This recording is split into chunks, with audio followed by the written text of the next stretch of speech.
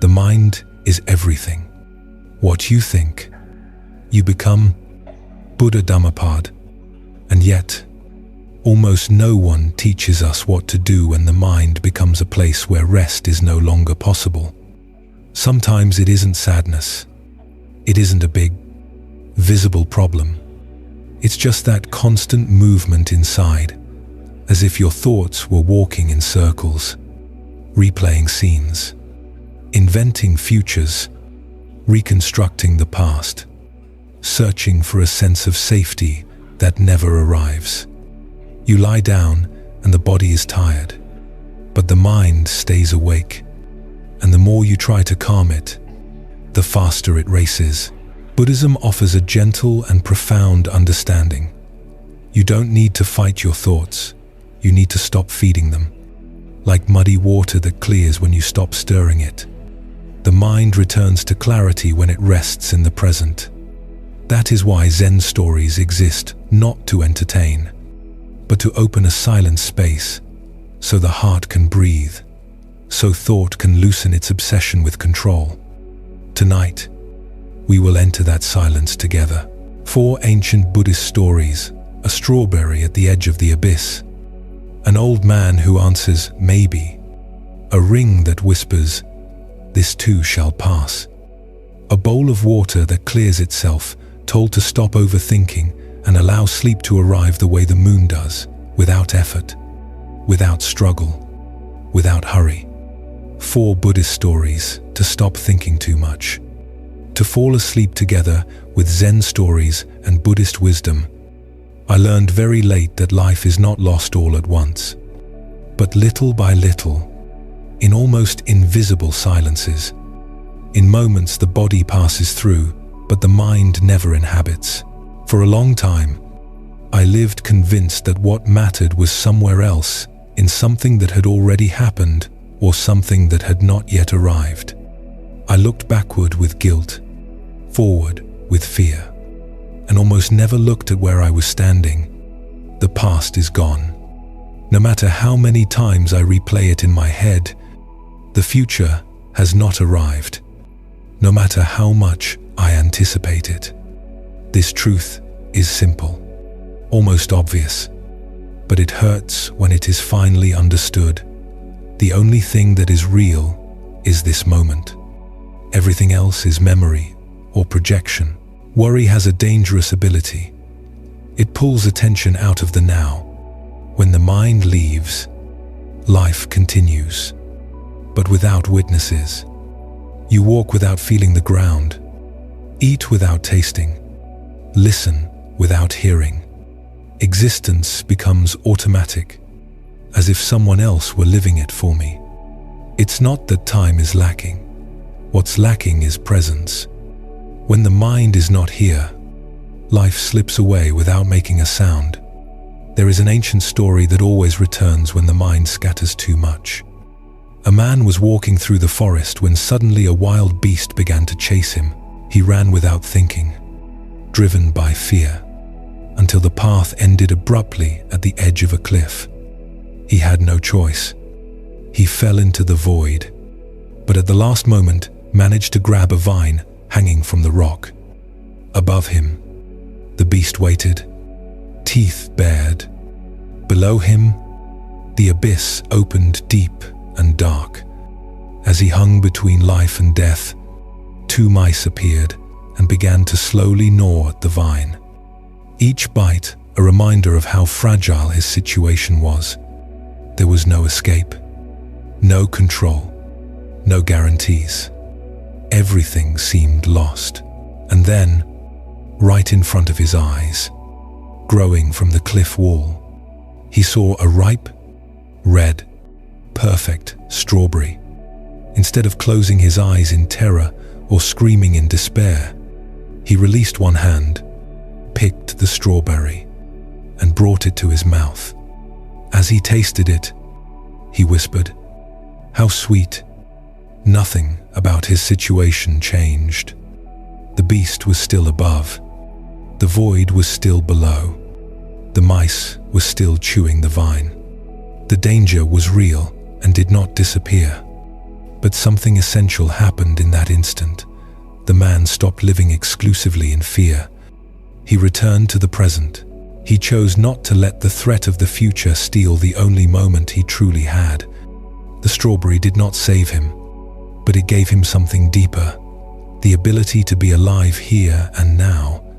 The sweetness did not deny the danger, it put it in its rightful place.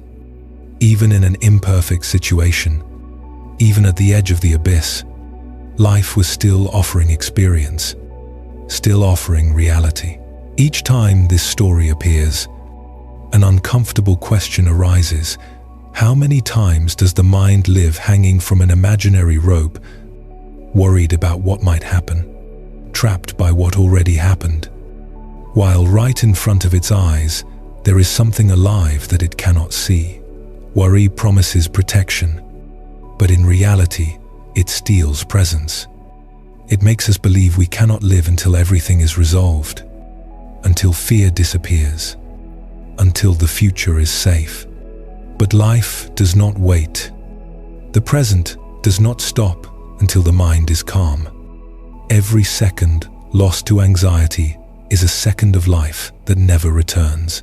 Being in the present does not mean denying problems or pretending calm.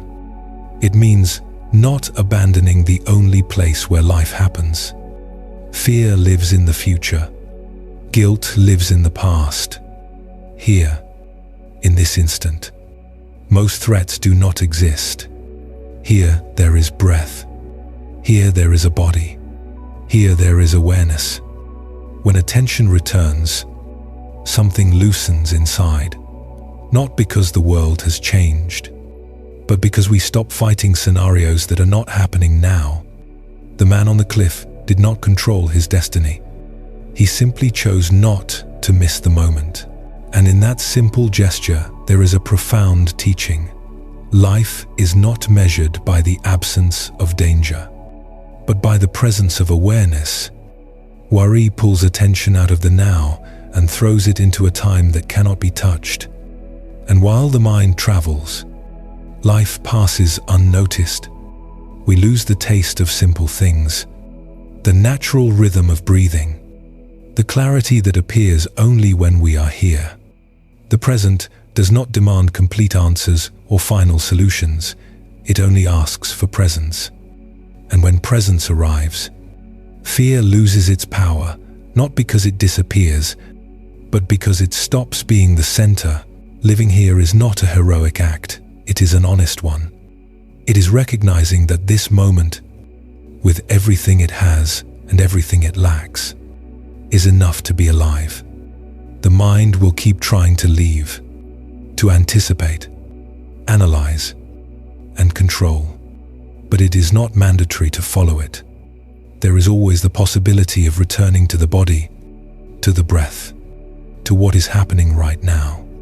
The past has fulfilled its function. The future will arrive when it must. But this moment, if it is not lived, is lost forever. So the teaching is clear and firm. To live is to be here. To worry is to step out of life. Every time attention returns to the present, something essential is recovered. Clarity, calm, inner dignity. There is no need to wait for everything to be resolved or for certainty to arrive. It is enough to be here, now, like that man at the edge of the abyss who chose to taste a strawberry. Because even in the midst of uncertainty, life continues to offer its sweetness to those willing to feel it. For a long time, I believed my restlessness came from uncertainty, from not knowing what would happen, from feeling the ground could shift beneath my feet at any moment. I thought that if I could anticipate enough, analyze enough, calculate every possible scenario, I could protect myself. But over the years, I understood something more uncomfortable and more true. It wasn't uncertainty that made me suffer. It was my need for control. The mind becomes restless when it wants to guarantee outcomes, when it demands that life behave according to its plans, when it insists that the future be clear, stable, and predictable. But life does not work that way. It changes, turns, transforms without asking permission. And every time I try to force it into a rigid logic, tension appears. Worry is born exactly there, in the attempt to control what cannot be controlled. There is an ancient story that illuminates this truth with relentless simplicity. In a small village lived an old man known for his calm attitude toward events. One day, his only horse escaped and disappeared into the mountains. The neighbors came, convinced it was a tragedy. "What bad luck," they said. The old man listened and calmly replied, "Maybe." Days later, the horse returned, bringing several wild horses with it. The neighbors returned, celebrating what they saw as great fortune. "What a blessing," they exclaimed. The old man again said, "Maybe." Later, his son tried to tame one of the new horses, fell, and broke his leg. Once more, the neighbors came in sorrow. "Now this is truly a tragedy," they said. The old man once again replied, "Maybe." Shortly after, the army passed through the village, recruiting all the young men for war, except the old man's son, who could not walk. What had seemed like a tragedy became salvation. No one said anything anymore. There were no certainties left to defend. This story does not offer a quick moral or promise that everything will end well. What it reveals is deeper. No one truly knows whether an event is good or bad at the moment it occurs. The human mind rushes to label, classify, decide. It needs to feel it understands the direction of life. But life does not answer that impulse. It unfolds in layers, in consequences we cannot foresee. When I try to guess the future, I create anxiety. When I try to secure an outcome, I lose contact with the present. Worry feeds on the fantasy of control. The idea that if I think enough, I can avoid pain or guarantee happiness, but that guarantee does not exist. I have seen this pattern repeat countless times in daily life. When something doesn't go as expected, the mind panics. This is bad. This is a mistake. This will ruin everything. When something seems favorable, attachment appears immediately. This must continue. This cannot change. This is what I need. In both cases, peace is lost, because the mind is trapped in the result, not in the process. The story of the old man and the horse shows clearly that reality does not follow the linear logic the mind desires. Every event opens invisible possibilities. Every turn carries seeds we cannot yet see. Forcing a definitive interpretation only creates tension. Worry arises when I demand answers from life too soon. When I need to know how everything will end.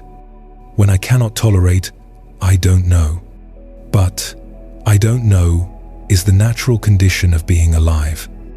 Nothing is fully guaranteed. No path is completely safe. And still, the mind resists.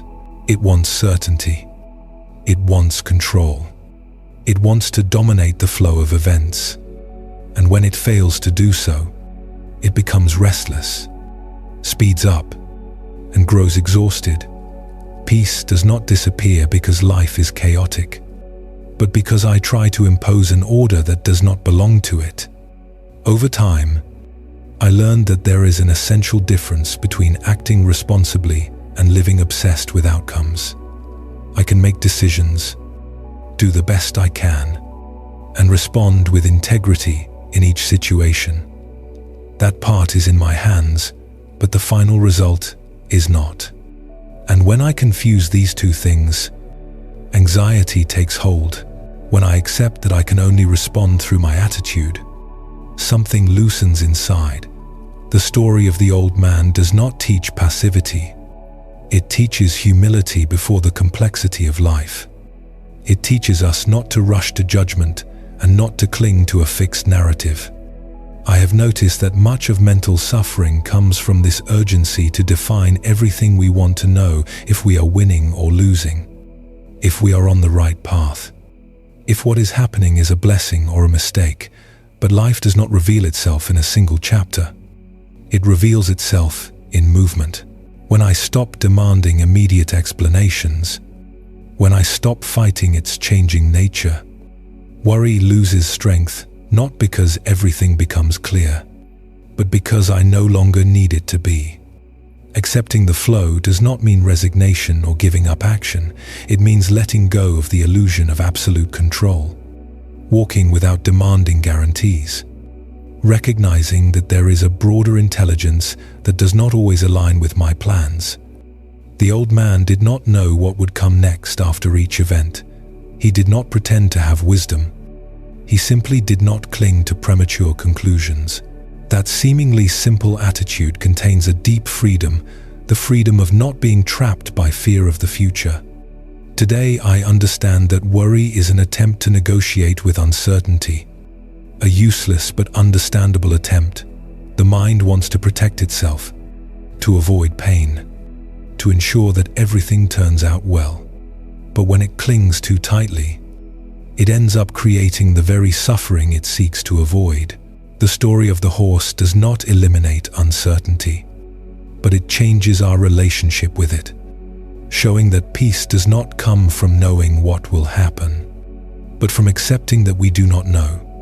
In the end, everything comes down to this: I do not control the outcome, but I do control how I walk. I do not control the future, but I do control my response in the present. When I release my obsession with the ending, clarity returns. When I stop demanding that life conform to my expectations, a deeper, more stable calm appears, one that depends less on circumstances. Life keeps changing, as it always has, but I no longer need to resist every turn.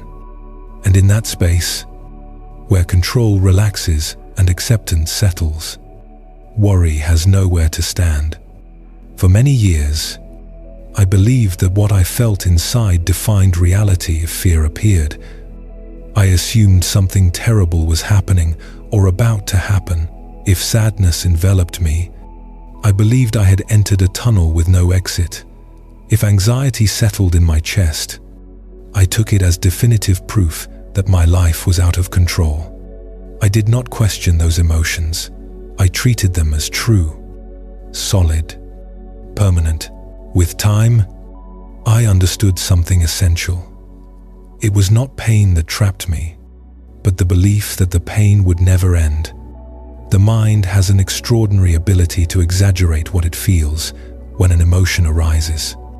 The mind amplifies it, dramatizes it, and turns it into an endless story. In the moment of worry, everything feels final. The fear feels eternal. Anguish feels fixed. Sadness feels like an identity. And without realizing it, we become prisoners, not of what we feel, but of the idea that what we feel will last forever. There is an ancient story that illuminates this truth with timeless simplicity. It is said that a powerful king, accustomed to victories and luxury, began to notice something disturbing during moments of great success. His pride grew and he lost clarity. During moments of defeat or difficulty, he fell into despair and felt everything was lost. Tired of these extremes, he sought a wise man and asked for an object that could help him remain balanced. Something that would remind him of the truth in both joy and pain. The sage gave him a simple ring and told him to wear it always, but to read the inscription only in the most intense moments of his life. The king agreed, and one day, in the middle of a great celebration surrounded by praise and triumph, he remembered the ring, looked at it, and read the words engraved inside, "This too shall pass." In that instant, his pride softened. He understood that glory was not eternal. Later, when war and loss reached his kingdom, when sadness overwhelmed him and hope seemed to disappear, he looked at the ring again, and the same words were there: "This too shall pass." This time, they did not take anything away from him. They gave something back, the certainty that even that pain, however intense, would not last forever. This story does not offer empty optimism.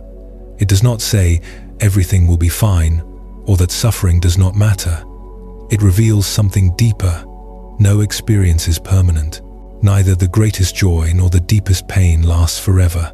Everything arises, remains for a time, and then dissolves. Yet when an emotion appears, the mind loses perspective. In the midst of anxiety, the body reacts as if the sensation were a constant threat. The heart races. The breath shortens. Thoughts narrow. The mind repeats the same idea again and again. This will never end. And the more it believes that story, the more it suffers. Not because of the emotion itself, but because of resistance to its impermanence. I have observed this dynamic repeat in daily life in almost invisible ways. A word spoken at the wrong moment becomes a wound that feels eternal. A mistake turns into a label the mind refuses to release. A future worry occupies entire days as if it had already happened. The mind does not just feel, it builds narratives around what it feels. And those narratives tend to be absolute always, never, forever, words that do not describe reality but govern the inner world when they go unquestioned. The king's ring did not change the events of his life. It did not prevent losses or guarantee victories. What changed was his relationship with what happened. By remembering that everything passes, he stopped clinging desperately to pleasant moments and stopped sinking during difficult ones. He understood that resisting change only multiplies suffering, and that true stability does not come from things staying the same, but from accepting that they will not.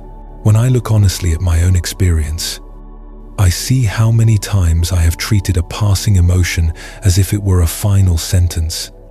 How many times I have internally said, "This will always be this way," when in reality, nothing ever is. The fear that once felt unbearable eventually lost its power.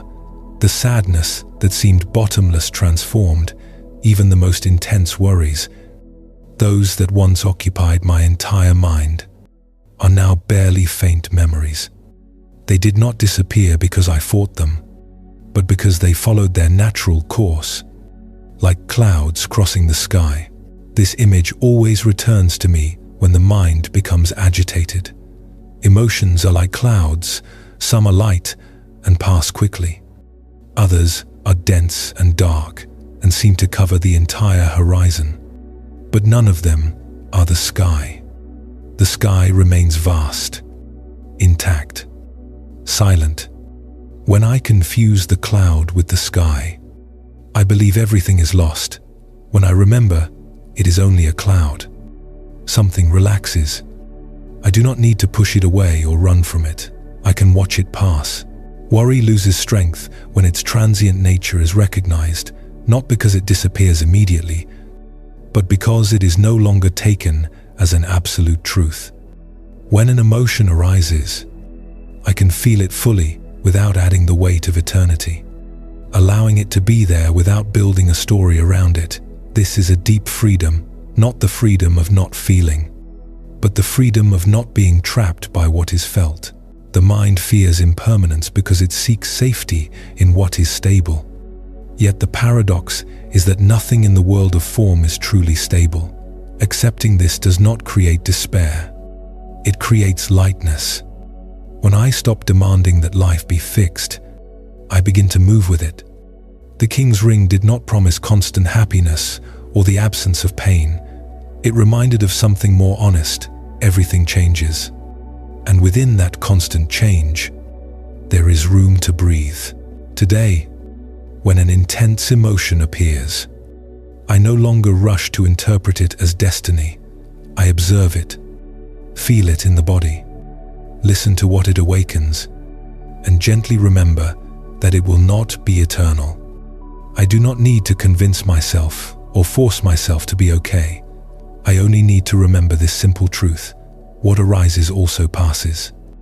In the end, this understanding transforms the relationship with fear and worry. When I know nothing is permanent, I no longer need to fight every uncomfortable sensation. I can let life move, remain present even in discomfort. Anxiety stops being an enemy and becomes a temporary visitor. Sadness stops being a prison and becomes a passing experience. Joy stops being something to cling to and becomes something to appreciate while it is here. This is the calm born from understanding impermanence, not a rigid calm, but a flexible one. A calm that does not depend on everything going well. A calm that arises from recognizing that nothing lasts forever, neither what hurts nor what delights. When worry appears, I can see it as just another cloud, knowing the sky has not disappeared, and in that silent remembering, something inside me rests. When restlessness settles within, the immediate impulse is often to fight it, yet rejecting what appears inside creates a silent war, a constant friction that exhausts more than the emotion itself. There is an ancient story that illuminates this truth with disarming simplicity. One day, a master held before his disciples a bowl filled with murky, thick, stirred water and asked how it could become clear. Some suggested filtering it, others emptying it and refilling it. But the master shook his head, did none of that, simply placed the bowl on the ground and waited. With time, without any intervention, the mud slowly settled at the bottom and the water became clear on its own. No force, no correction, no effort, only stillness. This image stayed with me deeply because it reflects exactly what happens inside when worry appears. Every time I try to push away an uncomfortable thought, it returns with greater intensity. Every time I try not to feel fear, fear expands.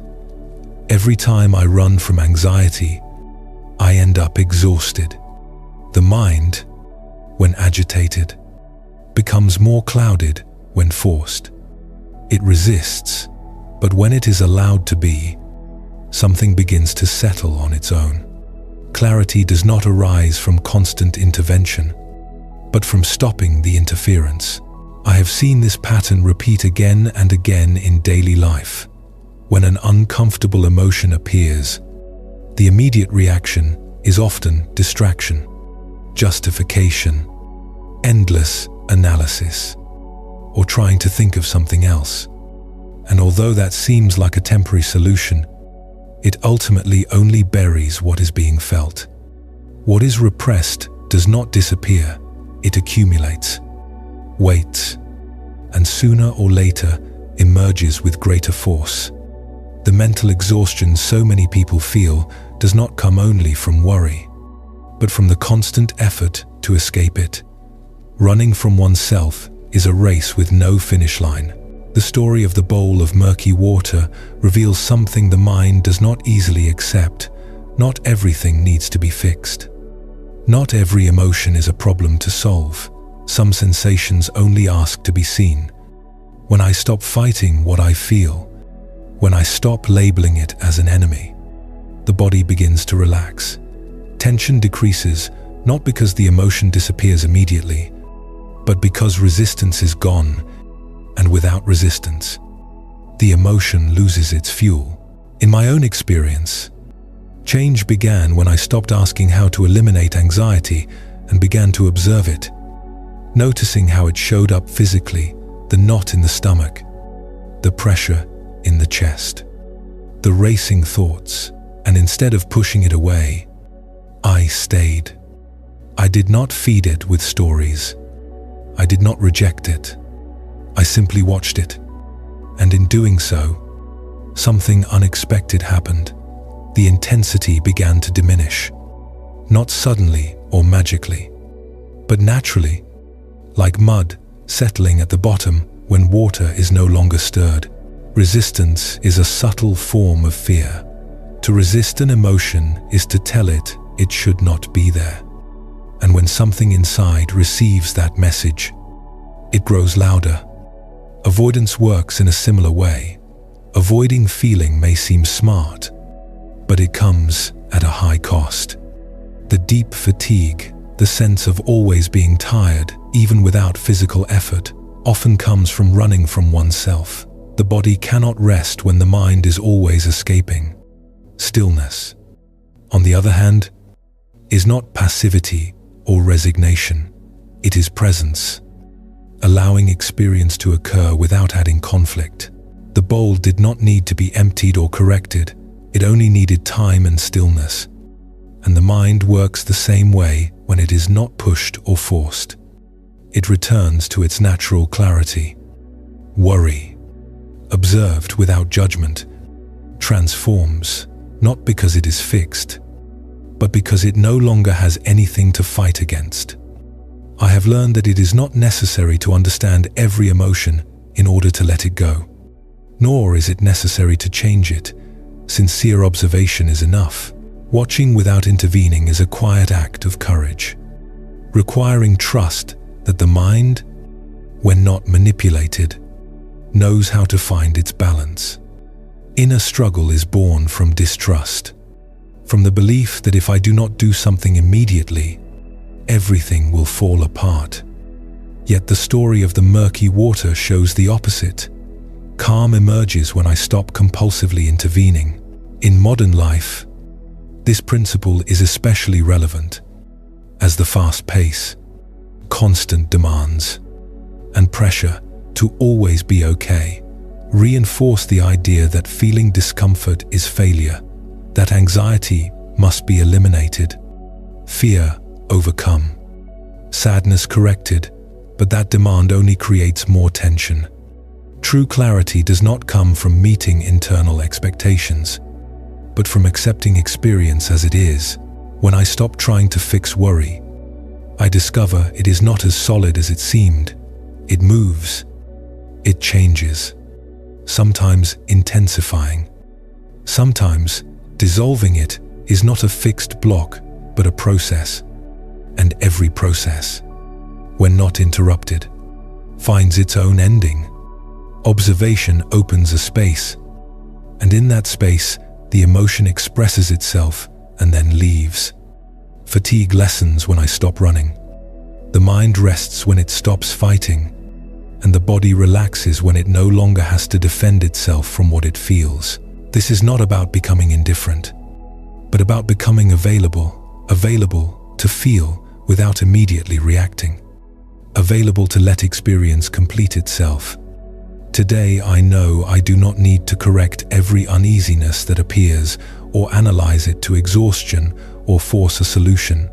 It is enough to see it, to acknowledge its presence. Like mud in water, worry settles when it is not stirred. Clarity is not imposed. It emerges when the mind learns not to resist. Something profound changes. The inner war dissolves. Conflict turns into silent understanding. Restlessness stops being a threat and becomes a passing signal.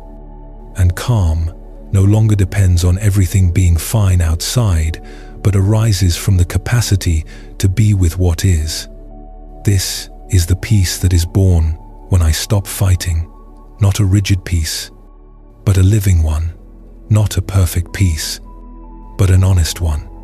A peace that appears when the mind stops agitating the water and allows clarity to slowly return on its own. Over time, I understood something that changes everything.